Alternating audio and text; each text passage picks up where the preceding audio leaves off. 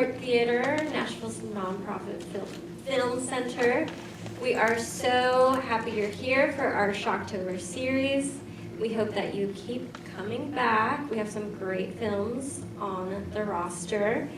We are very excited to have Dr. Gangrene today, Nashville's horror host, formidable physician of fright, and he's going to do a little intro for us. Thank you for being here. All right, that's awesome. So good to see everybody out here. Are you Halloween nuts? I saw some people in capes. Are they in here? Where's the capes at? There they are. Awesome. Way to come in costume. Gotta love this movie.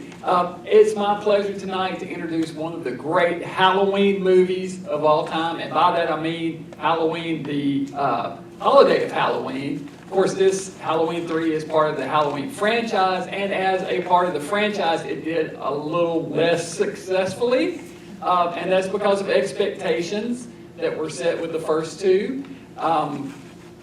When it came time to make this one in 1982, John Carpenter and Deborah Hill said the only way that we'll come back is if you let us do something totally different with it.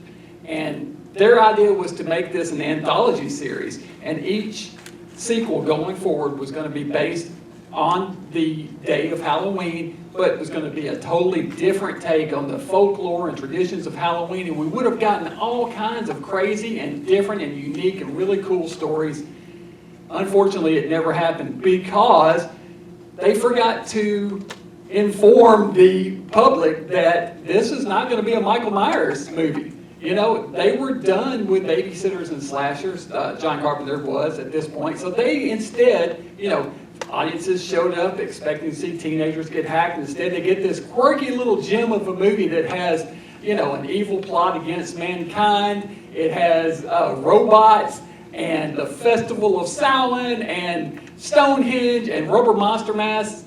I mean, how awesome does that sound, right? We see that now. But unfortunately, at the box office, it tanked. Audiences hated it. Critics panned it, and it flopped. And it took a while. But what's funny about time is that it has a way of redeeming films. And over the years, people started watching this and appreciating it on its own merits. And they said, that movie's pretty damn good. And now people appreciate it for the masterpiece that it is. And it got a legion of people that have become supporters of this and defenders of this movie, and you'll see tonight. I'm sure most of you have probably seen this. Any first-timers out there? Oh, yeah, a lot. Great. You guys are in for a good ride. It's called Halloween 3 Season of the Witch, but I think if you think of it more as just Season of the Witch, forget about Halloween 3. Forget that it's part of the Halloween franchise. Watch it as its own separate little thing like it's intended to be.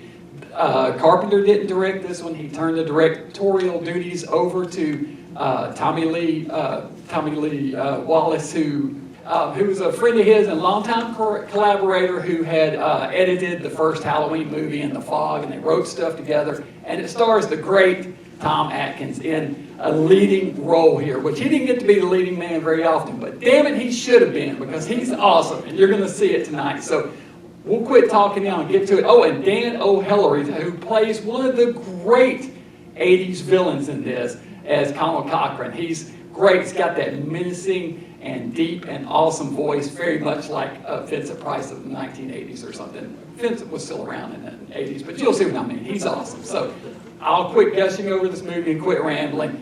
Guys, if you catch me after the movie, you first-timers, let me know if you enjoyed it as much as I did. This is Halloween 3.